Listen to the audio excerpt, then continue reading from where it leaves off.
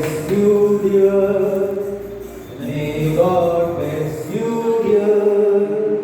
இது அவங்க பர்த்டே சொல்ல அவங்க வெட்டிங் ரெண்டு சேர்த்து ஒரு கேக் எங்க கம்பெனி சார்ந்து ஓகே தேங்க்யூ நான் எடுத்துட்டேன் என்னோட பாடுங்க என்னோட பாடுங்க நான் வாழ்த்துக்கிறேன்